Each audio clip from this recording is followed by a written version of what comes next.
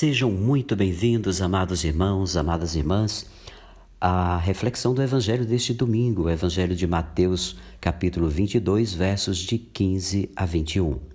Deus é o único Senhor da história e das pessoas. O conflito entre o mestre da justiça e as lideranças injustas chega ao ponto máximo.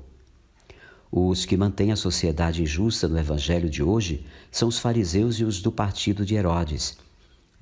Põe cerco em torno de Jesus com o objetivo de apanhá-lo nas palavras, para em seguida ter como condená-lo. Desse confronto, descobrimos quem é quem diante do mestre da justiça, pois mediante parábolas e debates, Jesus vai mostrando a sentença que pesa sobre os que dão sustentação à sociedade fundada na injustiça. Os fariseus são muito espertos e não querem se expor diretamente. Por isso, instruem seus discípulos que, junto com alguns do partido de Herodes, propõem a Jesus a questão da liceidade do imposto ao imperador. Sabemos que os do partido de Herodes apoiavam a dominação dos romanos na Palestina. Os fariseus, por sua vez, ficavam em cima do muro, pois haviam encontrado uma saída acomodada. Somos dominados, mas isso não impede que continuemos sendo fiéis a Deus, pois temos uma lei e, se formos fiéis a ela, estaremos sendo fiéis a Deus. Era assim que esse grupo pensava. Esse grupo heterogêneo se apresenta a Jesus elogiando-lhe a fidelidade na interpretação da lei e a liberdade com que age em relação às pessoas. Mestre, sabemos que és verdadeiro, que, de fato, ensinas o caminho de Deus. Não te deixas influenciar pela opinião dos outros, pois não julgas um homem pelas aparências. O elogio revela uma verdade, embora tenha sido feito com a intenção de apanhar Jesus em alguma palavra.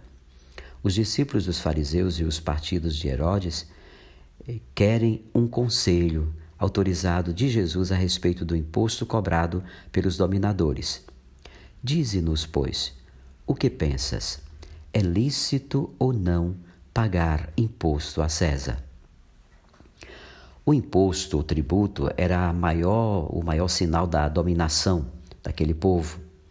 Os que mantêm a sociedade injusta montaram contra o mestre da lei uma armadilha quase infalível. Se Jesus responder que se deve pagar o imposto cobrado pelo imperador, estará traindo as expectativas populares por liberdade e vida e legitimando por aquilo que havia de mais sagrado a opressão. Se ele afirmar que não se deve pagar, certamente será preso e condenado como subversivo da paz romana.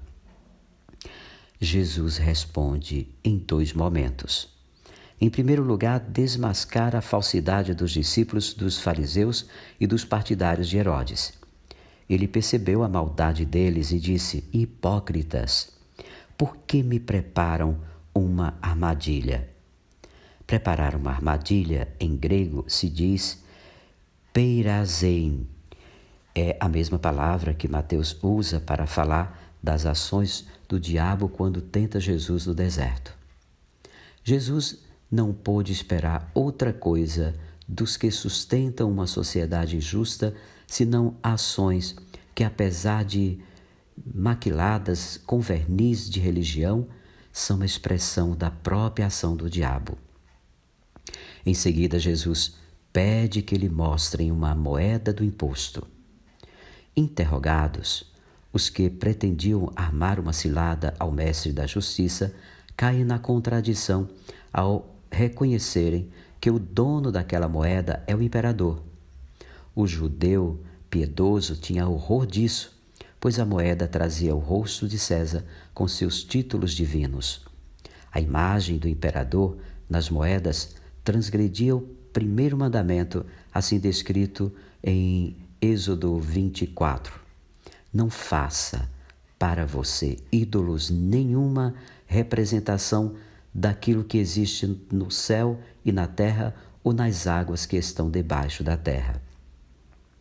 Também Deuteronômio 6:4, ouça Israel, Javé nosso Deus é o único Senhor.